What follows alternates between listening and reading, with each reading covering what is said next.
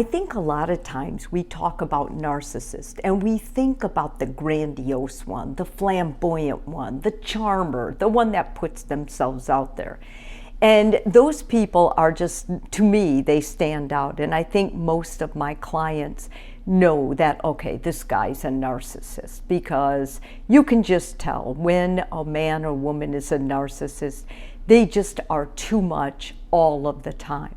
But there's another kind of narcissist, and this kind of narcissist fools many of my clients because they oftentimes present as being humble, being very down to earth. And that's the covert narcissist. The way you know a covert narcissist is they will oftentimes play the victim role, and they set it up so that you really do feel sorry. You're like, "Aw, I can't believe she said that," or "I can't believe that he told you that." But all the while, they're manipulating with it. So how do you know? What does it look like? I have some signs that I think you should be especially careful, especially when you're out there dating, because it's really hard to say when you're online dating who is and isn't, and you end up already really liking them only to find out they have this. The first thing, they fake modesty. As I already said, they can actually act humble. They have a victim mentality, so no matter what happened, it was somebody else who did something to them. And it really attracts people who especially want justice or to do the right thing. They have an empathy deficit. So even though they'll say, "Oh my goodness," and they act compassionate and empathetic, don't buy it, because truly it is an act to manipulate. They control through manipulation, so they'll do little twists that make you feel guilty. They love guilt, and it's almost like they know who they can use it on and who they can't. They're usually insecure, very fragile self-esteem, and that comes through with some of their actions, like especially when they do the victim mentality. They really are, underneath all this manipulation, very weak individuals. They don't have boundaries, so they will show up at your door and then plead innocence that something terrible happened. No matter when you talk to them, it seems like there's a problem. There's some kind of drama or something that happened to them that pulls you in. They have a superiority complex. Like oftentimes, they don't like people who are superior, but yet they'll find ways to get themselves so low and suck you in that someone will actually say to them, "You know what? I think you're really a hero." They're not a hero. They're a narcissist. They're just undercover. They're attention seeking, so they will play in or act what they need to do to get somebody's attention, and they actually will exploit you, especially if you're an empathetic and compassionate person.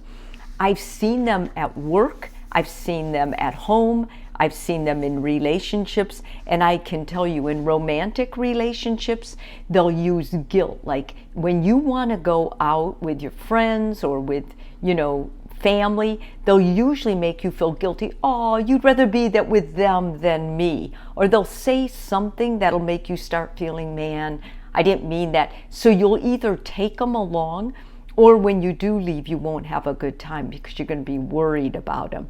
In the family, they usually will work the family, so they end up looking, like it looks like everybody is against them, when in fact they've orchestrated the whole thing to make it look that way. And in friendships, no matter what, they'll seem compassionate, they'll seem empathetic, they'll listen to you, but no matter what happens, the conversation will come back to them and their problem. It always comes back to them because they cannot leave their own ego. They're too fragile to do that. So they have to make sure they seduce you or they manipulate you to pull you over to theirs.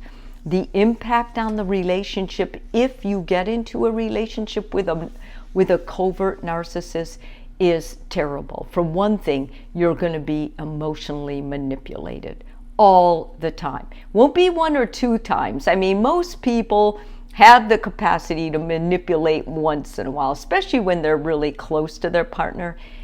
Narcissists are in a whole nother league. They do it as a consistent pattern of behavior, and it's really hard to spot it. It's when you get away from them for a while, you go, oh my gosh, they've been orchestrating this whole thing. They have been. They'll gaslight. They'll use emotional roller coasters to keep you interested, to pull you in. So if you didn't have a life before, your life will become a thrill ride on their roller coaster. They will invalidate feelings and needs of you for their own. So no matter what you're going through, they'll turn it to something that they do that was worse, or something that needs more attention, so you never really get to deal with your issue, grieve whatever you lost, or anything else in the relationship. You'll end up being tired all the time. They'll want to go out, or they'll say, you never take me out. And you'll say, I'm just exhausted. You're exhausted from the short ride you've already taken on their emotional roller coaster. They have a lack of emotional intimacy. They'll do fine with sex, but when it comes to really being vulnerable and sharing, be careful, because whatever you share with them, they will use it against you. They have codependency. Once you got them, you cannot get rid of them. They are with you. So people who feel lonely are especially susceptible. They'll just erode your identity. They basically will warp your identity and bring it into theirs. They have no boundaries, so they'll just take over whoever you are, and they'll be that person with you. And they have cycles, they possibly have cycles of abuse. And although honestly, I would say all of this is abuse, because I believe it is. I think if you're manipulating someone and you're doing these things to them, knowing what you're doing emotionally, that is a clear sign of emotional abuse. So what you need to do, you really need to sit down with a therapist or a loved family member or someone objective, so you can tell them what is going on. Secondly, you need to block. If you don't have the strength to do it, go to a therapist, because when you block them, they will go crazy for a while. They'll continue, they're frantic, but once you block them, it is a way you at least will have mental space. Educate yourself about all of this, about narcissism, covert narcissism especially, because we don't talk enough about it in public or in the literature.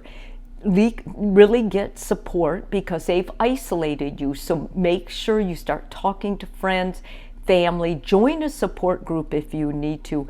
And after that, let the therapist guide you through it. And you do need therapy. Support groups are really good at that. They'll give you ideas who to go to, but overall, you are going to need every bit you can get. Because in my opinion, covert narcissists are worse than the overt ones. If this video is helpful for you, please subscribe. And if you're already a subscriber, thank you so much.